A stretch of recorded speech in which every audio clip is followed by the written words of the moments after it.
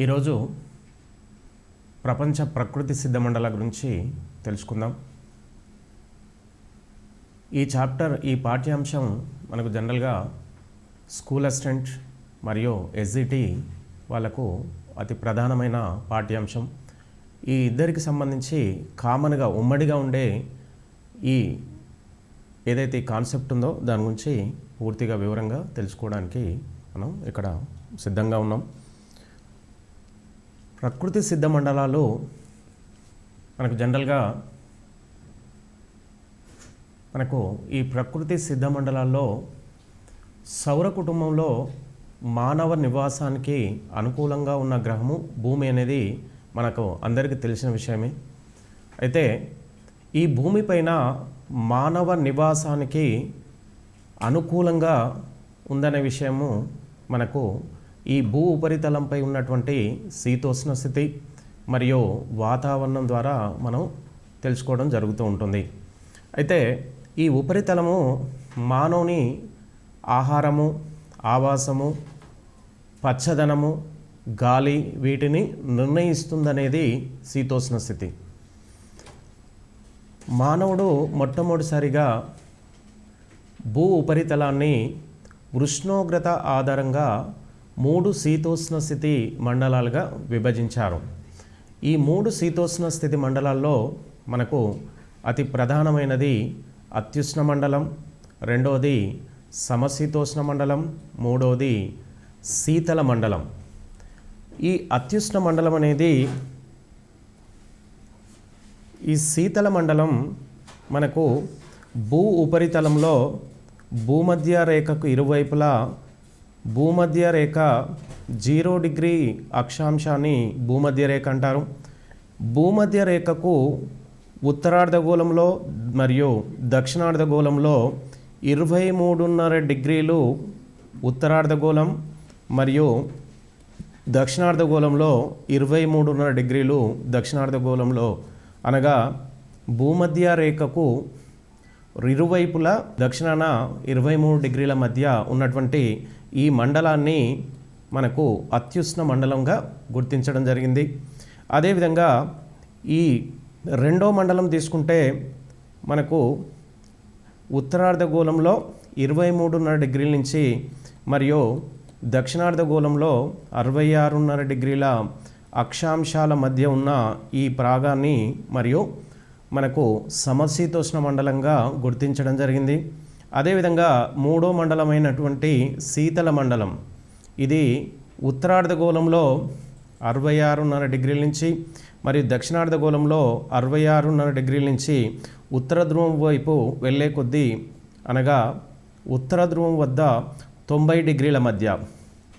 అంటే ఈ శీతల మండలం ఉత్తరార్ధగోళంలో 66.5 నుంచి 90 డిగ్రీల ఉత్తరార్ధగోళంలో, దక్షిణార్ధగోళంలో 66.5 నుంచి 90 డిగ్రీల మధ్య మనకు ఈ శీతల మండలం విస్తరించి ఉంది. అంటే ఈ 3 మండలాన్ని దేని ఆధారంగా విభజించారనే విషయం తీసుకుంటే మనకు జనరల్గా మానవుడు మొట్టమొదటిసారిగా ఉష్ణోగ్రతని ఆధారంగా చేసుకొని 3 మండలాలను విభజించాడు. అత్యుష్ణ మండలం జనరల్గా సూర్యకిరణాలు ఎల్లవేళగా లంబంగా పడడం చేత ఇక్కడ అధిక వేడిమి, అధిక వర్షపాతం రికార్డ్ అవుతుంది. ఇది భూమధ్య రేఖ ఇరువైపులా ఉండడం వలన ఉత్తరార్ధగోళంలో మరియు దక్షిణార్ధగోళంలో అధిక ఉష్ణము మరియు అధిక వర్షపాతము కురుస్తూ ఉంటుంది. రెండవ మండలమైనటువంటి సమశీతోష్ణ మండలం, ఇది రెండు వైపులా 23 నుంచి 66.5 డిగ్రీల ఉత్తరార్ధగోళంలో మరియు దక్షిణార్ధగోళంలో విస్తరించి ఉంది. ఈ సమశీతోష్ణ మండలంలో మనకు జనరల్గా జీవనానికి అనుకూలంగా ఉంటుంది. అంటే మానవ నివాసానికి అత్యంత ప్రధానమైనటువంటి మండలంగా సమశీతోష్ణ మండలాన్ని చూడడం జరుగుతుంది. అయితే భూమధ్య రేఖ ఇరువైపులా ఉన్నటువంటి ఈ మండలంలో మనకు సూర్యకిరణాలు సూర్యుడి నుంచి ఏటవాలుగా పడడం చేత ఇక్కడ ఉష్ణోగ్రత మనకు అతి తక్కువగా కాకుండా అత్యంత ఎక్కువగా కాకుండా మధ్యస్థంగా ఇక్కడ రికార్డ్ అవుతుంది. కాబట్టి ఇక్కడ ప్రజలు చాలా సంతోషంగా, ప్రజలు చల్లగా, అదేవిధంగా ఎలాంటి అలసట లేకుండా మరియు అదేవిధంగా ఇక్కడ ప్రజలు తెల్లగా మనకు అత్యంత తెల్లగా ఉండే అవకాశం ఉంటుంది. ఉష్ణమండలంలో ప్రజలకు అత్యధిక ఉష్ణోగ్రత ఉండడం ఫలితంగా ఇక్కడ ప్రజలు కొంచెం నలుపు రంగుని కలిగి ఉంటారు. ఇక శీతల మండలం విషయానికి వస్తే ఈ ప్రాంతంలో టైగా టండ్రా మండలంలో అత్యంత సూర్యకిరణాలు అత్యంత ఏటవాలుగా పడడం చేత ఇక్కడ అతి తక్కువ ఉష్ణోగ్రతలు -డిగ్రీ ఉష్ణోగ్రతలు ఇక్కడ రికార్డు కావడం చేత ఇక్కడ జనసాంద్రత అతి తక్కువగా నివాసము ఉంటుంది. అంటే జనాభా తక్కువగా ఉండడం వల్ల ఆ జనసాంద్రత కూడా ఇక్కడ అతి తక్కువగా ఉంటుంది. 66.5 నుంచి 90 డిగ్రీల ఉత్తర దక్షిణ అక్షాంశాల మధ్య ఉన్న ఈ మండలంలో అత్యల్ప జనసాంద్రత అతి తక్కువ ఉష్ణోగ్రత రికార్డ్ అవుతుంది. అదేవిధంగా అటు తర్వాత మనకు భూ ఉపరితలాన్ని మళ్ళీ 4 శీతోష్ణ మండలాలుగా విభజించారు.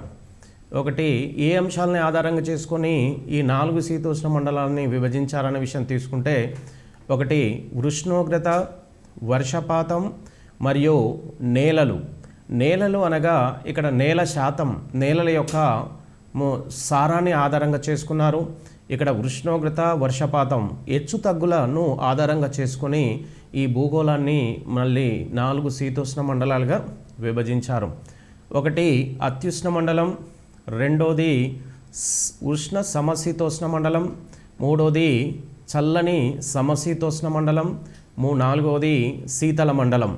అయితే ఈ 4 మండలాలను మనకు జనరల్గా భూమధ్య రేఖకు ఉత్తరార్ధగోళంలో మరియు దక్షిణార్ధగోళంలో ఈ 4 మండలాన్ని శీతోష్ణ మండలాన్ని మనం చూడవచ్చు. అయితే భూమధ్య రేఖ నుంచి ఇరువైపులా 23.5 డిగ్రీల అక్షాంశము మధ్య ఉన్న ఈ మండలాన్ని మనకు ఉష్ణమండలంగా పిలవడం జరుగుతుంది. అదేవిధంగా భూమధ్య మనకు 23.5 డిగ్రీల నుంచి ఉత్తరార్ధగోళంలో 45 డిగ్రీలు మరియు అదేవిధంగా దక్షిణార్ధగోళంలో 23.5 నుంచి 45 డిగ్రీల అక్షాంశాల మధ్య మనకు ఈ భూమధ్య రేఖ ఇరువైపులున్న ఈ 2 మండలాలని మనకు ఉష్ణ సమశీతోష్ణ మండలంగా పిలవడం జరుగుతుంది. అదేవిధంగా 45 డిగ్రీల నుంచి ఉత్తరార్ధగోళంలో 66.5 డిగ్రీల అక్షాంశాల మధ్య, అదేవిధంగా దక్షిణార్ధగోళంలో 45 డిగ్రీల నుంచి 66.5 డిగ్రీల మధ్య, ఉత్తరార్ధగోళంలో దక్షిణార్ధగోళంలో ఉన్న ఈ మండలాన్ని చల్లని సమశీతోష్ణ మండలంగా పిలవడం జరుగుతుంది. అదేవిధంగా ఉత్తరార్ధగోళంలో 66.5 డిగ్రీల నుంచి ఉత్తర ధ్రువం వరకు మనకు ఉన్న ఈ మండలం, అదేవిధంగా దక్షిణార్ధగోళంలో 66.5 నుంచి మరియు 90 డిగ్రీల మధ్య ఉన్న ఈ మండలాన్ని మనకు శీతల ధ్రువ మండలంగా పిలవడం జరుగుతుంది. అనగా ఈ 4 మండలాల్లో మనకు ఈ 4 మండలాన్ని సూర్యకిరణాలు మనకు భూమధ్య రేఖ నుంచి 23.5 డిగ్రీల మధ్య నిట్ట నిలువగా పడితే 45 డిగ్రీల నుంచి ఉత్తరార్ధగోళంలో 90 డిగ్రీల మధ్య, దక్షిణార్ధగోళంలో 90 డిగ్రీల మధ్య సూర్యకిరణాలు ఏటవాలుగా పడకుండా నిట్ట నిలువుగా పడడం వలన ఈ అంశాలను ఆధారంగా చేసుకొని మనకు ఈ 4 మండలాలని విభజించడం జరిగింది. మొదటి మండలం అత్యుష్ణ మండలం. ఇది భూమధ్య రేఖకు 23.5 డిగ్రీల వరకు ఇది ఉంటుంది. రెండవది ఉష్ణ సమశీతోష్ణ మండలం.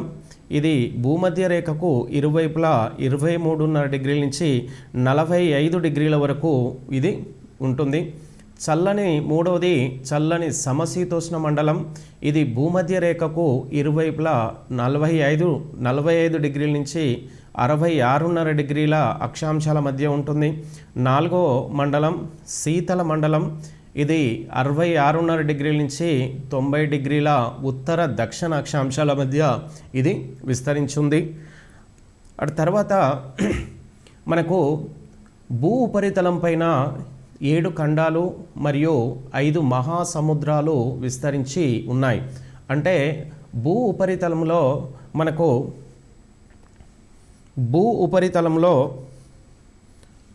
భూ ఉపరితలాన్ని మనకు ఉపరితలాన్ని 100%గా తీసుకుంటే భూ ఉపరితలాన్ని 2 భాగాలుగా మనం చూడగలుగుతున్నాం.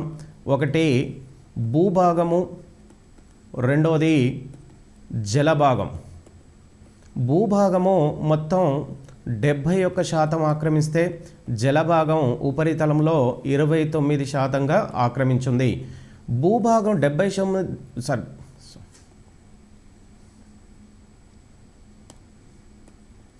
భూభాగము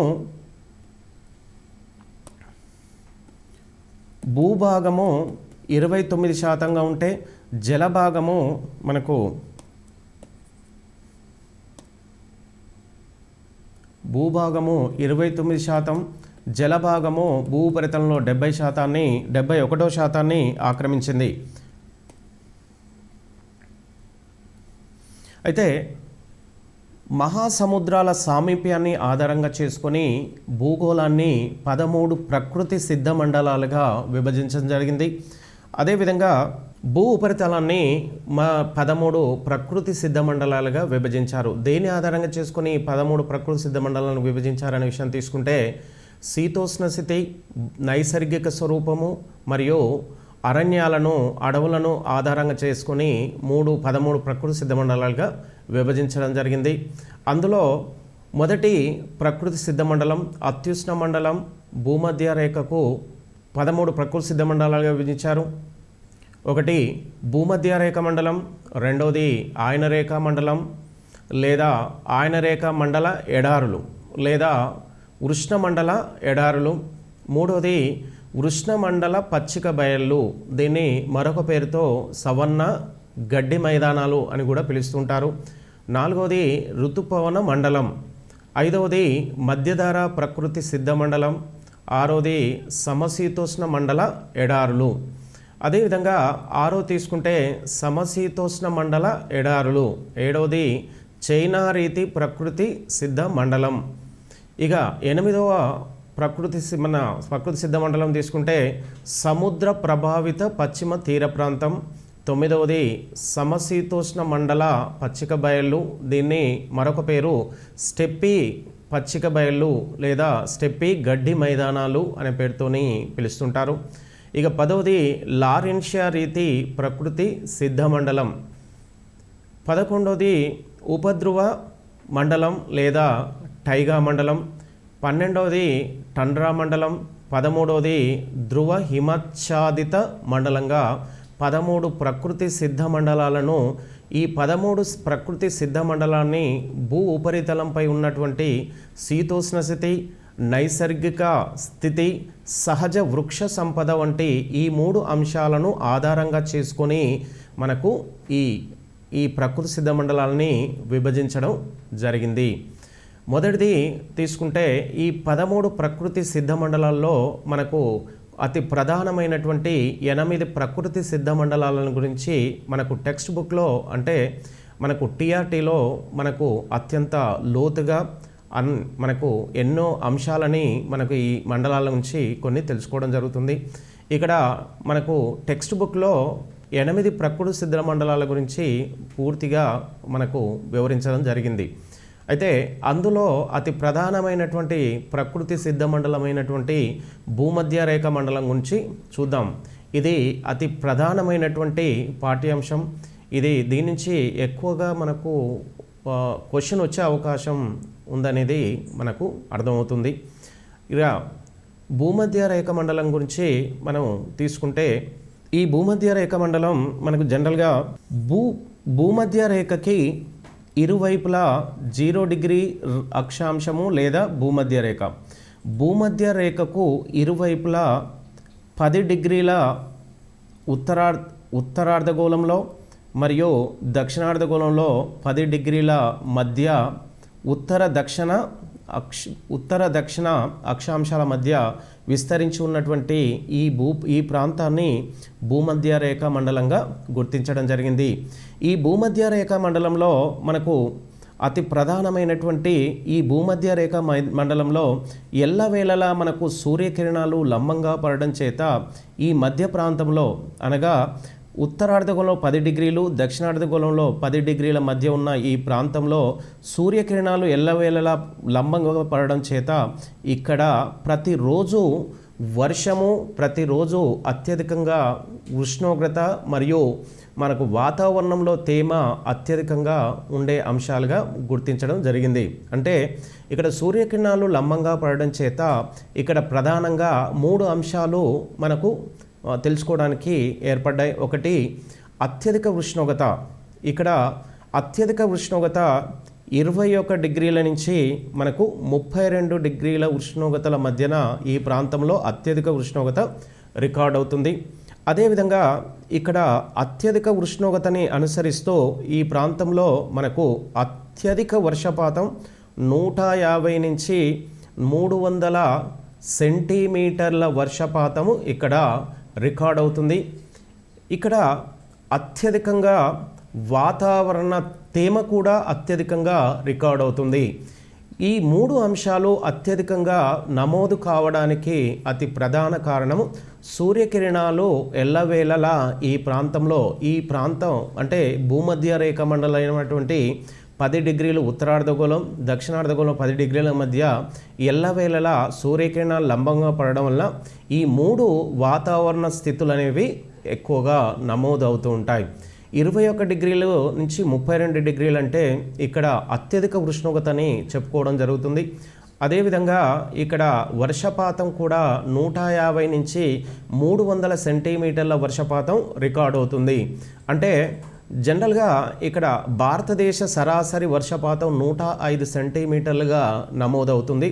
అక్కడ మన భారతదేశంతో పోల్చుకుంటే ఇక్కడ వర్షపాతము 3 రెట్లు ఎక్కువగా నమోదే అవకాశం ఉంటుంది. అదేవిధంగా ఇక్కడ వాతావరణంలో తేమ కూడా అత్యధికంగా నమోదవుతుంది.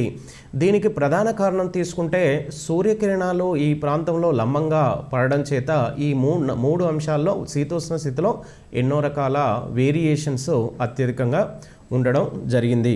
భూమధ్య రేఖ మండలం జనరల్గా మనకు దక్షిణ అమెరికా మరియు ఆఫ్రికా మరియు అదేవిధంగా మనకు ఆగ్నేయ ఆసియా ఖండాలలో ఈ భూమధ్య రేఖా మండలము బాగా అత్యంత వెడల్పుగా విస్తరించి ఉంది. ఇక అదేవిధంగా తీసుకుంటే మనకు దక్షిణ అమెరికాలో మనకు అమెజాన్ నదీ పరివాహక ప్రాంతంలో ఈ మండలము అత్యధికంగా విస్తరించి ఉంది. ఈ అమెజాన్ నదీ పరిసర ప్రాంతంలో ఉన్నటువంటి కొన్ని దేశాల్లో తీసుకుంటే మనకు అతి పెద్ద ఎక్కువ విస్తీర్ణం కలిగినటువంటి దేశము బ్రెజిల్. ఈ బ్రెజిల్ దేశం గుండా అమెజాన్ నది ప్రవహిస్తూ ఉంటుంది. ఇది అమెజాన్ నది ప్రపంచంలో 2వ పొడవైనది. అదేవిధంగా మరియు ప్రపంచంలో మొదటి అతి పెద్ద నదిగా ఇది గుర్తించడం జరిగింది. అంటే అమెజాన్ నది ఎక్కువ పరివాహక ప్రాంతము బ్రెజిల్లో. అదేవిధంగా అటు తర్వాత గయానా ఉన్నత భూములు ఈ ప్రాంతాల గుండా కూడా అమెజాన్ నది ప్రవాహము ఉంటుంది. ఇక అదేవిధంగా ఈ మండలంలో బొలీవియా, పెరు, ఈక్వెడార్, కొలంబియా, వెనిజులాలో కూడా ఈ భూమధ్య రేఖ మండలం విస్తరించి ఉంది. అనగా మీరు మనకు అట్లాస్ తీసుకొని మనకు దక్షిణ అమెరికా దేశంలో ఈ దేశాలు ఎక్కడెక్కడ ఉన్నాయనేది మీరు పాయింట్అవుట్ చేసుకుంటే మనకు ఈ భూమధ్య రేఖ మండలంలో ఏ ప్రాంతాలు ఉన్నాయి, ఎలా ఉన్నది, ఈ మండలాన్ని ఈజీగా అర్థం చేసుకోవడానికి మనకు అనుకూలంగా ఉంటుంది. ఇక తర్వాత తీసుకుంటే ఈ ప్రాంతాల్లో ఈ భూమధ్య రేఖ ప్రాంతంలో మనకు మరొక నది మనకు కాంగో నది. ఈ కాంగో నది మనకు ఆఫ్రికా ఖండంలో విస్తరించి ఈ ఆఫ్రికా ఖండం గుండా ప్రవహిస్తుంది. ఈ ఆఫ్రికా ఖండంలో కాంగో నది పరివాహక ప్రాంతంలో ఈ మండలం ఉంది. భూమధ్య రేఖ మండలం మనకు ఈ ప్రాంతంలో ఉంది. ఈ కాంగో నది పరివాహక ప్రాంతంలో మనకు Congo, Zaire, central African republican country వంటి ఈ దేశాలు ఈ భూమధ్య రేఖ మండలంలో ఆఫ్రికా ఖండంలో విస్తరించి ఉన్నాయి. అయితే ఈ మండలంలో భూగోళం చుట్టూ మనకు ఈ మండలంలో భూగోళం చుట్టూ భూమధ్య రేఖకు ఇరువైపులా 5 డిగ్రీలు మధ్య ఉన్న ఈ ప్రాంతం భూగోళం చుట్టూ విస్తరించిన ఈ ప్రాంతంలో మనకు అల్పపీడనం ఏర్పడడం చేత ఈ అల్పపీడనాన్ని మనకు జనరల్గా ఇక్కడ డోల్డ్రమ్ అనే పేరుతో పిలుస్తూ ఉంటారు. డోల్డ్రమ్ అనగా ప్రశాంత మండలం. ఇక్కడ దినసరి ఉష్ణోగ్రత అధికంగా ఉంటుంది. కారణం ఇక్కడ సూర్యకిరణాలు లంబంగా పడడమే. అటు తర్వాత ప్రతిరోజు ఈ ప్రాంతంలో వర్షం కురవడం జరుగుతుంది. ఈ మండలంలో ఉష్ణోగ్రతలు 21 నుంచి 32 డిగ్రీల ఉష్ణోగ్రత భూమధ్య రేఖా మండలంలో నమోదవుతూ ఉంటుంది. ఇక్కడ సూర్యకిరణాలు ఎల్లవేళలా లంబంగా పడడం వలన ఉత్తరార్ధగోళంలో మరియు దక్షిణార్ధగోళంలో రాత్రి పగళ్ళు మనకు సమానంగా ఉంటాయి. కాబట్టి ఇక్కడ రాత్రి పగళ్ళ మధ్య వ్యత్యాసము 8 డిగ్రీలుగా నమోదవుతూ ఉంటుంది. అయితే ఈ మండలంలో మనకు జనరల్గా సూర్యకిరణాలు లంబంగా పడడం చేత మనకు ఈ ప్రాంతంలో మనకు మార్నింగ్ అంటే ఉదయం 6 గంటల నుంచి మనకు మధ్యాహ్నం 2 గంటల మధ్యన ఈ మండలంలో అత్యధిక ఉష్ణోగ్రత ఉంటుంది. 2 నుంచి 6 గంటల ప్రాంతంలో ఇక్కడ మనకు సంవహన వర్షపాతం అంటే అత్యధిక వర్షపాతం నమోదవుతుంది. అటు తర్వాత రాత్రిని ఈ ప్రాంతంలో చలికాలంగా గుర్తించడం జరుగుతుంది. అంటే ఉదయం సమయాన్ని మనకు 2 గంటల వరకు ఇక్కడ ఎండాకాలంగాను, మరియు 2 నుంచి 6 గంటలు సాయంత్రం కాలాన్ని వర్షాకాలంగాను, అటు తర్వాత రాత్రి కాలాన్ని చలికాలంగాను ఇక్కడ చమత్కరిస్తూ ఉంటారు. ఈ మండలంలో గల పగలు రాత్రి కాల పరిమితి సమానంగా ఉంటుంది. ఇక్కడ ఈ మండలంలో నిర్దిష్టమైనటువంటి ఋతువులంటూ ఏమీ ఏర్పడవు. కారణం ఏంటంటే మనకు ప్రతిరోజు 24 గంటల్లో ఇక్కడ 3 ఋతువులు రావడం అనేది జరుగుతూ ఉంటుంది. కాబట్టి ఇక్కడ పర్టికులర్గా మాన్సూన్ అంటే సీజన్స్ అంటూ ఏమీ ఏర్పడవు. నెక్స్ట్, ఈ మండలంలో సంవహన వర్షపాతము ఉరుములు మెరుపులతో కురుస్తుంది. కారణం సంవహన వర్షపాతం అనగా సంవహన వర్షపాతము ఎల్లవేళలా అత్యంత ఉష్ణోగ్రత నమోదైనప్పుడు సంవహన వర్షపాతం అనేది కురుస్తూ ఉంటుంది. అత్యధిక ఉష్ణోగ్రత రికార్డ్ అయినప్పుడు ఉరుములు మెరుపులతో మనకు జనరల్గా ఇక్కడ మేఘాలు ఏర్పడి వర్షాన్ని ఇవ్వడాన్ని సంవహన వర్షపాతంగా పిలవడం జరుగుతుంది. ఇక్కడ సరాసరి సంవత్సర సగటు వర్షపాతం 150 నుంచి 300 సెంటీమీటర్లుగా నమోదవుతుంది.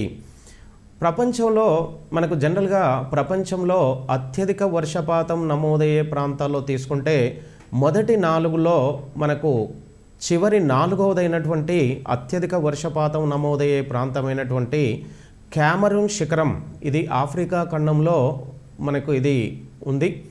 ఈ ప్రాంతంలో క్యామరూన్ శిఖర పరిసర ప్రాంతంలో మనకు దాదాపుగా 1016 సెంటీమీటర్ల వర్షపాతం నమోదవుతుంది. ఈ వర్షపాతము ప్రపంచంలో 4వ అత్యధిక వర్షపాతం నమోదవుతున్న ప్రాంతము. మొదటి ప్రాంతం మనకు అమెరికాలో హవాయి దీవుల్లోను, 2వ అత్యధిక వర్షపాతం నమోదయ్యే ప్రాంతం మనకు మౌసిన్ రామ్ మనకు భారతదేశంలోను, 3వ అత్యధిక వర్షపాతం నమోదయ్యే ప్రాంతము చిరాపుంజి, అది కూడా మన భారతదేశంలో ఉంది. అంటే భారతదేశంలో ప్రపంచంలో 2వ అత్యధిక వర్షపాతం నమోదయ్యే ప్రాంతం, మనకు ప్రపంచంలో 3వ అత్యధిక వర్షపాతం నమోదయ్యే ప్రాంతాలైనటువంటి మౌసిన్ రామ్, చిరాపుంజి వంటి ప్రాంతాలు భారతదేశంలో ఉన్నాయి.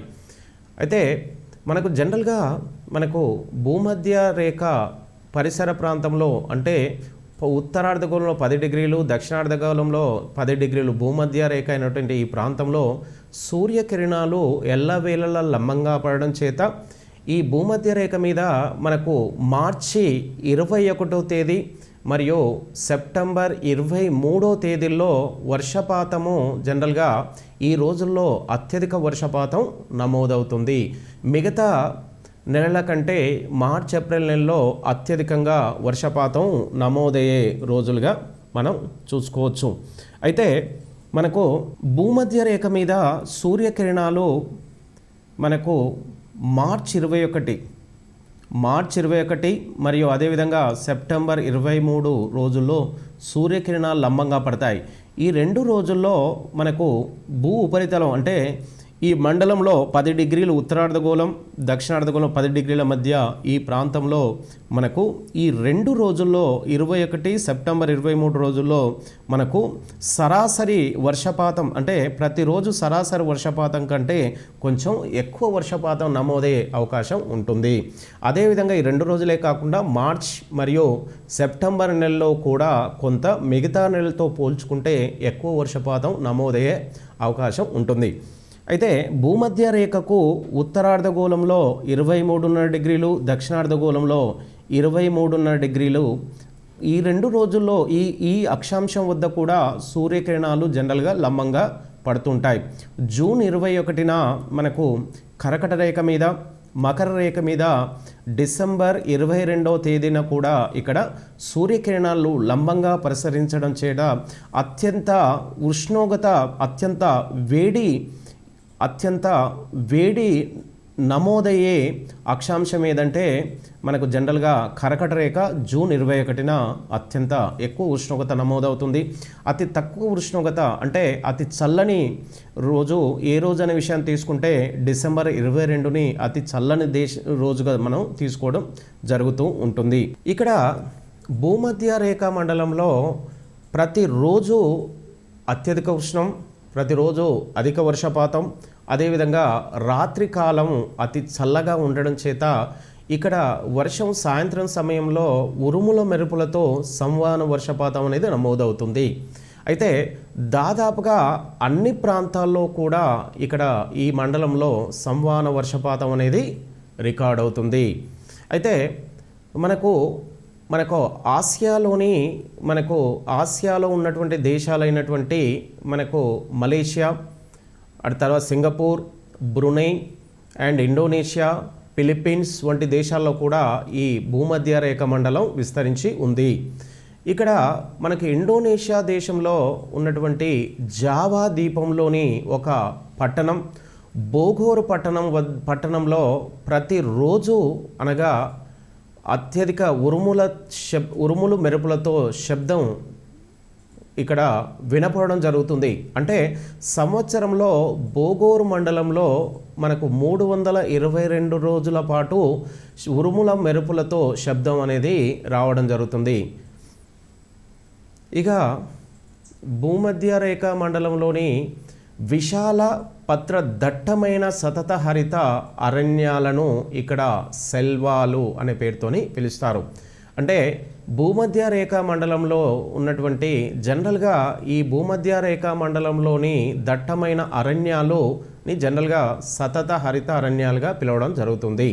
అయితే ఈ మండలంలో మనకు సతత హరిత అరణ్యాలతో పాటు ఈ మండల అరణ్యాలను సెల్వాలు అనే పేరుతో కూడా పిలుస్తుంటారు. ఈ మండలంలో విశాల పత్ర దట్టమైనటువంటి ఆకులతో కూడిన సతత హరిత అరణ్యాలు, జనరల్గా సతత హరిత అరణ్యాల్ని మనకు ఇంగ్లీష్లో ఎవర్ గ్రీన్ ఫారెస్ట్ అంటారు. అయితే ఈ ఎవర్ గ్రీన్ ఫారెస్ట్ అయినటువంటి సతత హరిత అరణ్యాలు ఈ భూమధ్య రేఖ మండలంలో అత్యంత ఎత్తులో అత్యంత వెడల్పులో మనకి ఇక్కడ ఆకులు ఉండడానికి కారణం ఇక్కడ అధిక ఉష్ణోగ్రత, అధిక వర్షపాతం ఫలితంగా ఇక్కడ అరణ్యాల్లో ఉన్నటువంటి ప్రతి వృక్షం కూడా అత్యంత ఎత్తులో, మొదలు అత్యంత మందం, కొన్ని 2-3 రూమ్లతో సమానమైనటువంటి కాండాన్ని కలిగి మనకు బ్రాంచెస్, కొమ్మలు కూడా అత్యంత పరిమాణం కలిగి ఉంటాయి. అయితే ఇక్కడ అరణ్యాలకు మనకు కొమ్మలు అంటే బ్రాంచెస్ అనేవి అతి తక్కువగా ఉండి మనకు సరాసరి ఇక్కడ వృక్షాలు 40 నుంచి 60 మీటర్ల ఎత్తు వరకు సరాసరి ఎత్తు కలిగి ఉంటాయి. అంటే భూ ఉపరితలం నుంచి 40 నుంచి 60 మీటర్ల ఎత్తైనటువంటి ఈ వృక్షాల మనకు కొమ్మలు అనేది అతి తక్కువలా ఉండి మనకు పైన ప్రాంతంలో ఈ కాండాల్లో చిన్న చిన్న కాండాల్లో మనకు అతి పెద్ద పత్రాలను కలిగి ఉంటాయి. అంటే ఇక్కడ వృక్షాలలో ఉన్నటువంటి మనకు ఆకుల్లో మనకు ఒక ఆకులో 10 మంది భోజనం చేయడానికి సరిపోనంత అంత వెడల్పైనటువంటి ఆకులను మనకు దట్టంగా కలిగి ఉంటాయి. ఇక్కడ అరణ్యాలను సెల్వాలు అనే పేరుతోని మనకు దక్షిణ అమెరికాలో ఉన్న ఈ మండలంలో, అదేవిధంగా ఆఫ్రికాలో ఉన్న ఈ మండలంలోను, మరియు మనకు ఆగ్నేయ ఆసియా ఖండంలో కూడా వీటిని సెల్వాలు అనే పేరుతోనే పిలవడం జరుగుతుంది. ఈ మండలంలో తోటల పెంపకానికి ప్రసిద్ధి. అంటే తోటల పెంపకాన్ని జనరల్గా ఇంగ్లీష్లో ప్లాంటేషన్ క్రాప్స్ అంటారు. తోటల పెంపకాన్ని ప్లాంటేషన్ క్రాప్స్ అంటారు. ప్లాంటేషన్ క్రాప్స్ అంటే ఇప్పుడు మనకు జనరల్గా కాఫీ, టీ, రబ్బర్ వంటి కోకోనట్ వంటి వాటిని జనరల్గా తోట పంటలు అనే పేరుతో మనం జనరల్గా పిలుస్తాం. అంటే ఇప్పుడు ఏవైతే పంటలు చెప్పామో ఈ పంటలు ఒకసారి మనకు ప్లాంటేషన్ చేస్తే కొన్ని సంవత్సరాల వరకు కూడా వాటి నుంచి మనం ఫలాన్ని పొందడానికి సంబంధించిన వాటిని తోట పంటలుగా చెప్పుకోవడం జరుగుతుంది. అయితే ఇక్కడ దట్టమైనటువంటి మన అరణ్యాల్లో ఉన్నటువంటి అత్యంత సాంద్రతాపరమైనటువంటి ఈ అరణ్యాల్లో ప్రధాన వృక్షాలు, అత్యంత ఎత్తైనటువంటి ప్రధాన వృక్షాలు రోజ్వుడ్, ఎబోనీ, మహాగనీ, రబ్బర్, సింకోనా, వెదురు, సెడార్, జిగుర్లు, పీచులు, ఔషధాలు అంటే మెడిసినల్ ట్రీస్. పీచులు అంటే కాయిర్స్, జిగుర్లు అంటే శాప్లు. అంటే ఇక్కడ అతి ప్రధానమైనటువంటి మనకు తోట పంట తీసుకుంటే రబ్బర్. అంటే ఈ వృక్షాలన్నీ కూడా తోట పంటల కిందకు వచ్చినప్పటికీ ఈ ప్రాంతంలో అతి ప్రధానమైనటువంటి భూమధ్య రేఖ పంట రబ్బర్, ప్లాంటేషన్ క్రాప్ అంటారు.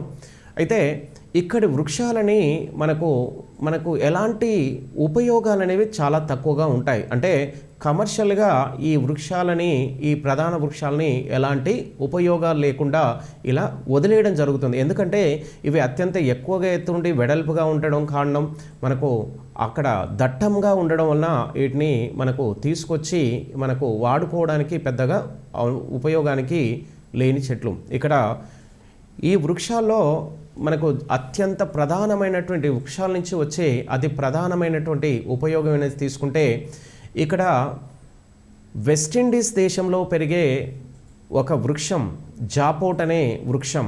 ఈ వృక్షం నుంచి చికిల్ అనే ఒక శాప్ ద్రవాన్ని ఉత్పత్తి చేస్తారు. ఈ ద్రవం నుంచి మనకు జనరల్గా చువ్వింగ్ గమ్ అనే ఒక రకమైనటువంటి పదార్థాన్ని తయారు చేస్తారు. ఈ చువ్వింగ్ గమ్ నుంచి మనకు జనరల్గా మనందరికీ తెలిసిన విషయమే. ఇక భూమధ్య రేఖ మండలంలోని అరణ్యాలలో చెట్లకు తీగలు అల్లుకొని ఉంటాయి. ఇక్కడ తీగలంటే ఈ భూమధ్య రేఖ మండలంలో వృక్షాలు దట్టంగా ఉండి అత్యంత కాండం బాగా వెడల్పుగా ఉండి ఎక్కువ ప్రాంతాన్ని, ఎక్కువ విస్తీర్ణాన్ని ఆక్రమించుకుండడం చేత ఈ చెట్ల మొదల నుంచి కొన్ని రకాల వివిధ రకాల తీగలు అనేవి మనకు పుట్టుకొని ఈ తీగ ఈ అరణ్యాల్లో ఈ కాండం చుట్టూ అల్లుకొని ఉంటాయి. ఈ తీగల్ని జనరల్గా మనకు మర్రి ఊడలతో లాగా కిందికి వేలాడబడి ఉంటాయి. ఇలా వేలాడబడి ఉన్నటువంటి ఈ తీగల్ని, ఊయల్లాగా ఉన్నటువంటి తీగల్ని జనరల్గా లయనాలు అనే పేరుతోని పిలుస్తూ ఉంటారు. లయనాలపై ఉన్నటువంటి ఈ లయనాలపై అతి పెద్ద సర్పాలైనటువంటి అనకొండ లాంటివి ఉంటాయి. జనరల్గా ఈ తీగల పైన ఎక్కువగా మనకు అనకొండ లాంటి సర్పాలు నివాసము ఉంటాయి. రైట్. ఈ మండలంలోని అతి ప్రధాన విష సర్పం పెంజర్ అంటారు. అదేవిధంగా ఈ ప్రాంతంలో ఈ మండలంలో ఉన్నటువంటి క్రిమి కీటకాలు కూడా, ఎన్నో రకాల క్రిమి కీటకాలు కూడా ఉంటాయి. ఇక్కడ ఉన్న క్రిమి కీటకాలు మనకు జనరల్గా ఇది కుట్టిన తర్వాత మన నుంచి రక్తాన్ని పీల్చి మనలో ఉన్నటువంటి రోగాలను మరొక వ్యక్తికి మనకు చేరవేసే కీటకాలుగా వీటిని చూడడం జరుగుతుంది. ఇక జనరల్గా క్రిమి కీటకాలే కాకుండా కోతులు, చింపాంజీలు, గొరిల్లాలు కూడా ఈ ప్రాంతంలో నివసిస్తూ ఉంటాయి. వీటిలో నీటి గుర్రం యాంటీ ఈటర్స్ అంటే అంటే పొడవైన నాలుక కలిగినటువంటి మనకు యాంటీ ఈటర్ చీమ, పొడవైన నాలుకలు కలిగినటువంటి చీమలు కూడా ఈ భూమిపై ఈ ప్రాంతంలో ఉంటాయి. ఇక్కడ ఇవి చీమల చిన్న చిన్న జంతువులను, చిన్న చిన్న చీమలు లాంటి వాటిని తినేటువంటి మన చీమలు. జంతువులు మరియు ఒకాపిస్ అనే మరో రకమైనటువంటి జంతువులు ఈ ప్రాంతంలో నివాసం ఉంటూ ఉన్నాయి. అయితే జనాభా విషయానికి వచ్చేసరికి మనకు కాంగో, అమెజాన్ పరిసర ప్రాంతంలో అంటే దక్షిణ అమెరికాలో ఉన్నటువంటి భూమధ్య రేఖా ప్రాంతాల్లో మనకు జనసాంద్రత అతి తక్కువగా 5% కన్నా తక్కువగా ఉంటుంది. కారణం ఇది అమెజాన్ నదీ పరివాహక ప్రాంతము అత్యంత దట్టమైన అరణ్యాలతో మనకు కూడుకొని ఉండడం చేత ఇక్కడ జనసాంద్రత అతి తక్కువగా ఉంటుంది. అదేవిధంగా ఈ భూమధ్య రేఖ మండలంలో మనకు సరాసరి మనకు దక్షిణ అమెరికా ఖండం, ఆఫ్రికా ఖండం, అదేవిధంగా ఆసియా ఖండాల్లో ఉన్నటువంటి ఈ దేశాల్లో మనకు మిగతా మండలాలతో కంపేర్ చేసుకుంటే అతి తక్కువ జనసాంద్రత ఉండడం అనేది జరుగుతూ ఉంటుంది. కారణము ఈ ప్రాంతంలో జనాభా తక్కువగా ఉండడానికి ప్రధాన కారణాలు తీసుకుంటే ఇక్కడ అత్యధిక ఉష్ణోగ్రత రికార్డ్ అవ్వడం, అధిక వర్షపాతం, మనకు రాత్రి వేళల్లో అతి తక్కువ ఉష్ణోగ్రత రికార్డ్ అవ్వడం చేత ఈ ప్రాంతంలో నివసించడానికి ఎక్కువగా ఇష్టపడరు. ఈ మండలాల్లో అధిక జనసాంద్రత కలిగిన ద్వీపం జావా. మనకు జనరల్గా ఈ జావా ద్వీపం మనకు ఆగ్నేయ ఆసియా దేశంలో ఉన్నటువంటి ఇండోనేషియా దేశంలోని ఒక ద్వీపమైనటువంటి జావా. ఈ యొక్క ఇండోనేషియా దేశంలో ఉన్నటువంటి ఒక అతి ప్రధానమైనటువంటి ద్వీపమే జావా. అయితే ఇక్కడ ఈ జావా ద్వీపంలో అత్యంత ఎక్కువ జనసాంద్రత నివసిస్తూ ఉన్నారు. కారణం ఇది మనకు కొంత మానవ నివాసానికి అనుకూలంగా ఉన్న ద్వీపంగా కూడా పిలవడం జరుగుతుంది.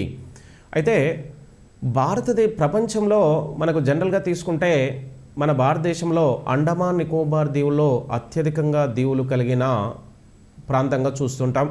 అయితే ప్రపంచ భూగోళంలో అత్యధిక దీవుల దేశమని ఇండోనేషియాను పిలుస్తారు.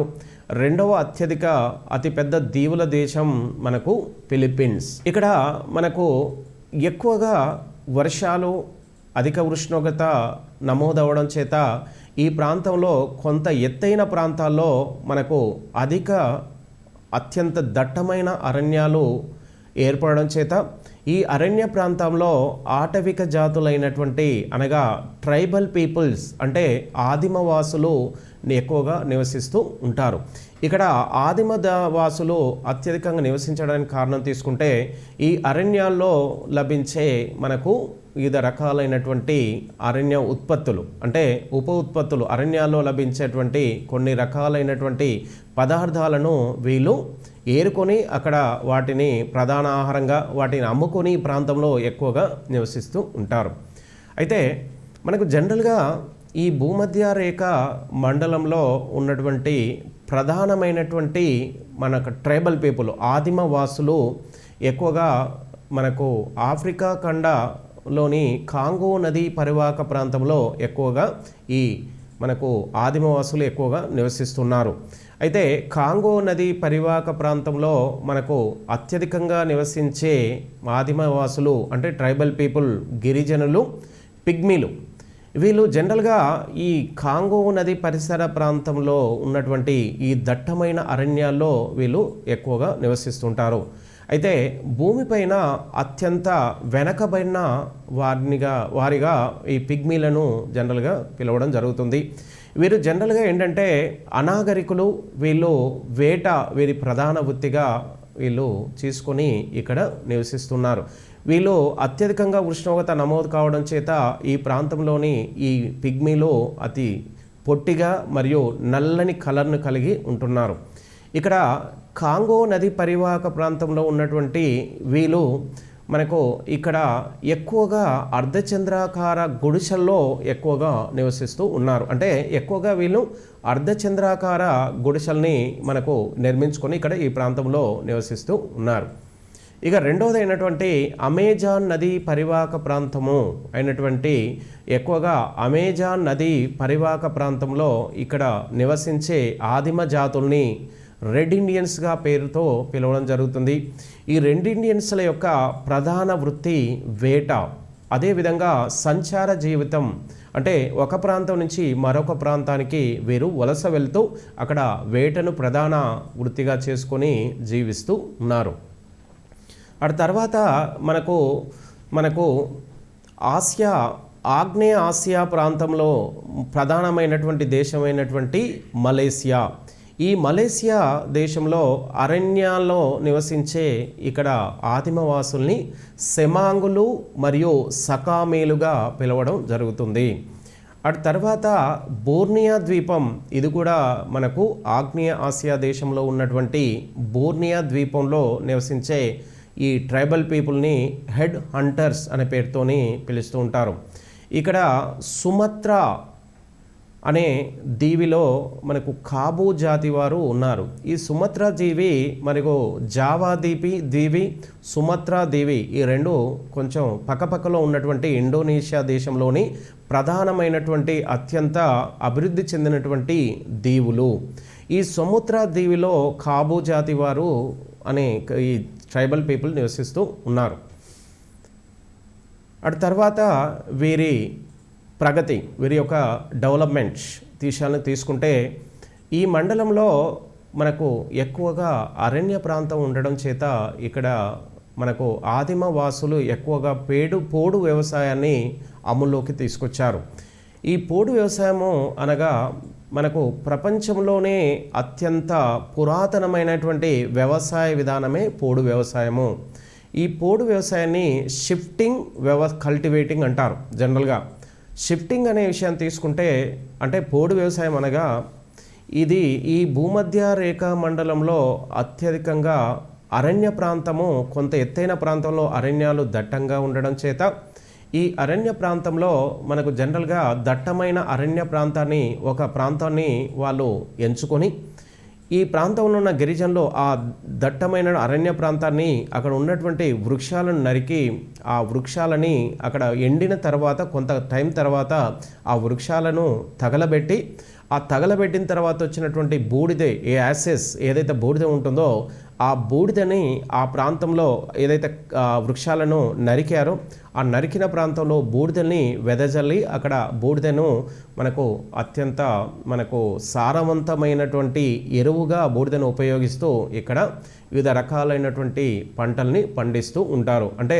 ఇక జనరల్గా ఇక్కడ వ్యవసాయం అనుకోండి, మనకు రైస్ అనుకోండి, మనకు ఈ చిరుధాన్యాలు అంటే సజ్జలు, జొన్నలు వంటి వాటిని కూడా ఈ ప్రాంతంలో పోడు వ్యవసాయంలో వీళ్ళు ఎక్కువగా పండించడం జరుగుతుంది. వీరు పండించిన తర్వాత వీళ్ళు అక్కడ పండినటువంటి పంటల్ని వాళ్ళు ఉపయోగించుకుంటూ మళ్ళీ కొంతకాలం వరకు ఆ ప్రాంతంలో మళ్ళీ వ్యవసాయము రిపీటెడ్గా వ్యవసాయం చేస్తూ ఆ తర్వాత కొన్ని సంవత్సరాల తర్వాత అక్కడ ఆ నేల ఏదైతే మనకు చెట్లను నరికి వ్యవసాయం చేశారో ఆ ప్రాంతంలో నేల సారం మరియు పూర్తిగా తగ్గిన తర్వాత వీళ్ళు ఏం చేస్తారంటే మరొక కొండ ప్రాంతంలోకి మనకు షిఫ్ట్ అవుతారు. అంటే సంచరిస్తారు, వేరే ప్రాంతానికి మరి వెళ్ళి అక్కడ మళ్ళీ చెట్లను నరికి ఆ ప్రాంతంలో మళ్ళీ కొన్నేళ్ళు వ్యవసాయం చేసి ఆ ప్రాంతం నుంచి మరొక ప్రాంతానికి వలస వెళ్ళి మరియు ఆ ప్రాంతంలో కూడా చెట్లను నరికి తగలబెట్టి ఆ ప్రాంతంలో వివిధ రకాల పంటలు పండించి అప్పుడు ఆ ప్రాంతంలో మళ్ళీ ఆ ప్రాంతం నుంచి మరొక ప్రాంతం, అంటే ఒక ప్రాంతం నుంచి మరొక ప్రాంతంలోకి మనకు వాళ్ళు సంచరిస్తూ మనకు వ్యవసాయం వాళ్ళకు అవసరమైనటువంటి నిత్యావసరాలను తీర్చుకోవడానికి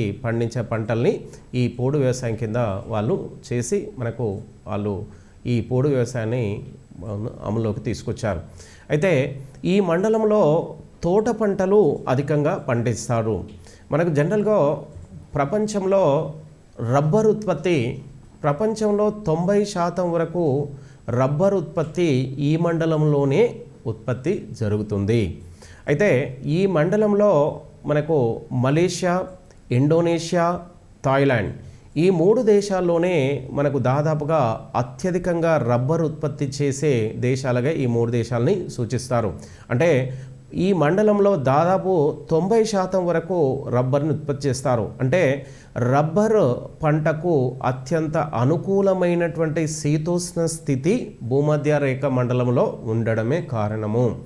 ఈ భూమధ్య రేఖ మండలంలో మనకు అత్యధిక ఉష్ణోగ్రత, అత్యధిక వర్షపాతం అనేది ఈ రబ్బర్ పంటకు అత్యంత అనుకూలించే శీతోష్ణ స్థితి. అంటే మిగతా అన్ని పంటలతో పోల్చుకుంటే రబ్బర్ పంటకు ఈ భూమధ్య రేఖ మండల శీతోష్ణ స్థితి అనేది ఎక్కువగా అనుకూలంగా ఉంటుంది. ఇక తర్వాత తీసుకుంటే ప్రపంచంలో గంధకం అంటే సల్ఫర్ని అధికంగా ఉత్పత్తి చేసే దేశం మెక్సికో. ఈ మెక్సికో దేశం మనకు జనరల్గా ఉత్తర అమెరికా దేశానికి సంబంధించి ఉత్తర అమెరికా ఖండానికి మరియు లాటిన్ అమెరికా ఖండాలకు మధ్య దేశం మధ్య ప్రాంతంగా ఉంటుంది. ఇక తగరం అంటే తగరాన్ని ఇంగ్లీష్లో టిన్ అంటారు. అత్యధికంగా తగరాన్ని ప్రపంచంలో ఉత్పత్తి చేస్తున్న దేశాల్లో తీసుకుంటే మలేషియా, ఇండోనేషియా. అటు తర్వాత తీసుకుంటే బ్రునై సుల్తాన్ ప్రపంచంలో అత్యధిక ధనవంతులు అని పిలుస్తూ ఉంటారు. కారణం ఏంటంటే ఈ బ్రునై అనే ఈ దేశంలో మనకు జనరల్గా ఇది ఆగ్నేయాసియా దేశంలో ఉన్నటువంటి అతి ప్రధానమైనటువంటి ముడి చమురును మరియు పెట్రోల్ని ఉత్పత్తి చేసే దేశంగా పిలవడం జరుగుతుంది. ఈ బ్రునై దేశంలో మనకు చిన్న దేశమైనటువంటి బ్రునై దేశంలో అత్యంత ఎక్కువగా మనకు ముడి చమురు క్రూడ్ ఆయిల్, పెట్రోలియం అనేది లభిస్తుంది. అయితే బ్రునై దేశంలో ఉన్నటువంటి ముస్లిం దేశమైనటువంటి బ్రునై దేశంలో ఉన్నటువంటి వారిని జనరల్గా ఈ పెట్రోలియం, ముడి చమురు వంటి ఈ బావులను కలిగిన వారిని సుల్తాన్లు అని పేరుతోని జనరల్గా పిలుస్తుంటారు. వీళ్ళు అత్యంత ఆర్థికంగా బాగా అభివృద్ధి చెంది ప్రపంచంలో అత్యంత ధనికులుగా వీళ్ళు పిలువబడుతూ ఉన్నారు. అయితే వీళ్ళు ఈ ప్రాంతంలో బ్రునై ప్రాంతంలో ముడి చమురు, పెట్రోలు అధికంగా లభిస్తుంది. అంటే భూమధ్య రేఖ మండలంలో అత్యధికంగా ముడి చమురు అంటే క్రూడ్ ఆయిల్, ఫ్యూయల్ అత్యధికంగా లభిస్తున్న ప్రాంతంగా బ్రునైని మనకు చూడొచ్చు. ఇక కోకో ఉత్పత్తులు మనకు జనరల్గా కోకో అనే మనకు పంటని అత్యధికంగా ఘనా, నైజీరియా ఈ 2 దేశాలు మనకు ఆఫ్రికా దేశంలో మనకు భూమధ్య రేఖకు మనకు ఉత్తరాన ఘనా, నైజీరియా దేశాలు ఆఫ్రికా ఖండంలో ఉన్నాయి. ఈ ప్రాంతంలో ప్రపంచంలోనే అత్యధికంగా కోకోను ఉత్పత్తి చేసే దేశంగా ఘనాని పిలుస్తారు. రైట్. ఈ మండలంలో పెద్ద నగరం సింగపూర్. మనకు జనరల్గా తీసుకుంటే ఈ పెద్ద నగరాల్లో తీసుకుంటే సింగపూర్ అనేది మనకు ఆగ్నేయ ఆసియా ఖండంలో విస్తరించున్న అత్యంత అభివృద్ధి చెందిన దేశంగా దీన్ని పిలవడం జరుగుతుంది. అయితే భూమధ్య రేఖ ప్రాంతంలో ఉన్న అన్ని ప్రాంతాలతో పోల్చుకుంటే సింగపూర్ అనేది ఆర్థికంగా మరియు అత్యంత ఆకాశ హార్మ్యాలను కలిగినటువంటి ప్రాంతంగా పిలవడం జరుగుతుంది. సింగపూర్ అనేది అన్ని రకాలుగా ఇది అభివృద్ధి చెందిన దేశం, మన ప్రాంతం, నగరం. అయితే ఈ మండలంలో పెద్ద నగరం, బాగా అభివృద్ధి చెందిన నగరం, భూమధ్య రేఖ మండలం అన్ని ప్రాంతాలతో పోల్చుకుంటే ఇది అన్ని రంగాల్లో కూడా అభివృద్ధి చెందింది. ఇక రియో డి జెనీరో అనే ఇది బ్రెజిల్ రాజధాని. ఈ ప్రాంతం కూడా బ్రెజిల్లో ఎక్కువ భాగము భూమధ్య రేఖ మండలం ఉంది. ఈ మండలంలో అత్యంత అభివృద్ధి చెంది అత్యంత బాగా చెంది ఇక్కడ ఉన్నటువంటి మరికొన్ని ప్రాంతాలు తీసుకుంటే జార్జ్ టౌన్,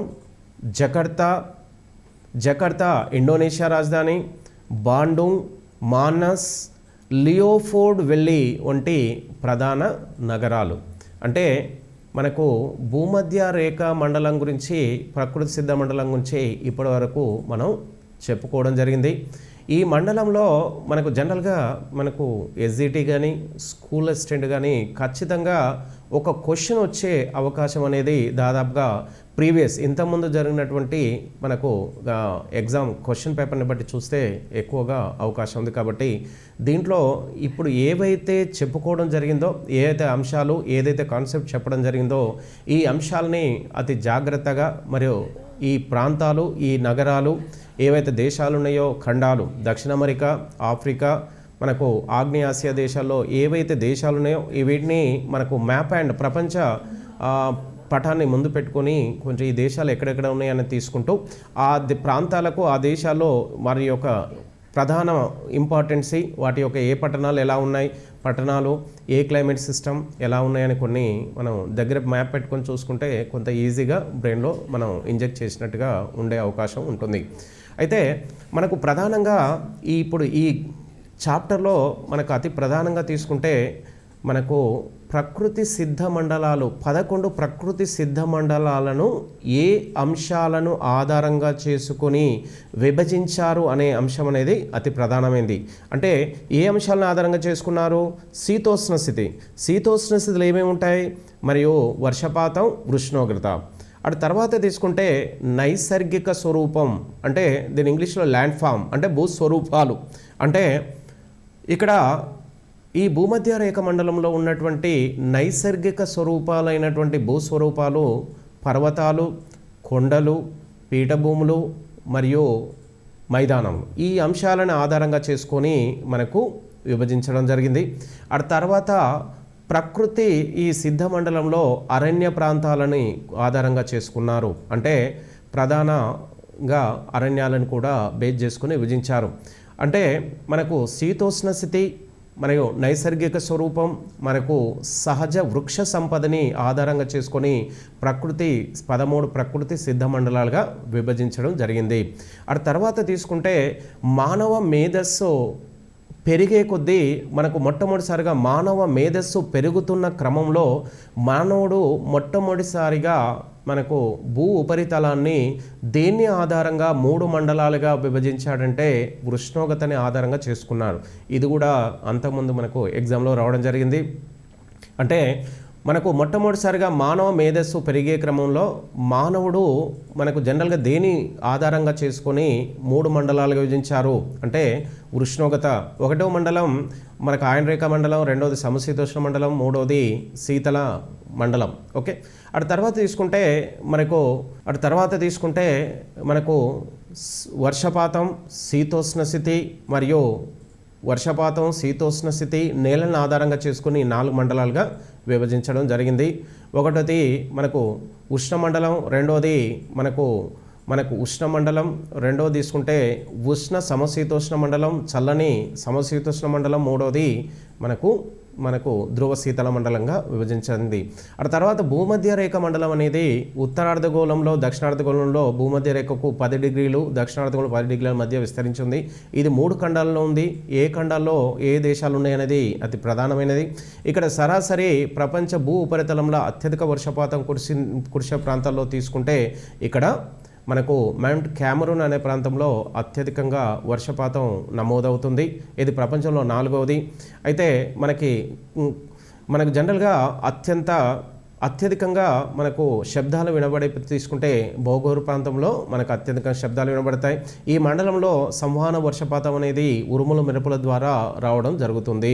ఈ సంవహన వర్షపాతం ఉష్ణోగ్రతని అనుసరిస్తూ రావడం జరుగుతూ ఉంటుంది. ఇక్కడ ఈ ప్రాంతంలో మనకు జనరల్గా పిగ్మీలు అనేవారు ఆఫ్రికా ఖండంలోను, రెడ్ ఇండియన్ వారు అమెజాన్ నది పరిశ్రమలో, సకాయ్ సలాయ్ అనే వారు మనకు మలేషియా దేశంలోనూ ఉన్నటువంటి ఆదిమ జాతీయులు. ఈ ప్రాంతంలో మనకు అత్యంత దట్టమైనటువంటి కాండాలను కరిగి అంటే కొమ్మలు లేని అత్యంత వెడల్పైన ఆకులను కలిగినటువంటి ఇక్కడ వృక్షాలను జనరల్గా మనకు కనబడుతూ ఉంటాయి. ఇక అటు తర్వాత తీసుకుంటే ఇక్కడ ఏ రకాలైనటువంటి వృక్షాలు అనేవి ఈ ప్రాంతంలో పెరుగుతాయి అనేది ఒకటి మనకు అతి జాగ్రత్తగా చూసుకుంటే మనకు ఎక్కువగా ఈ భూమధ్య రేఖ మండలం నుంచి మనకు క్వశ్చన్ ఎలా ఇచ్చినా కానీ మనకు చేయడానికి అనుకూలంగా ఉన్న చాప్టర్గా మనం తీసుకోవడం జరుగుతుంది.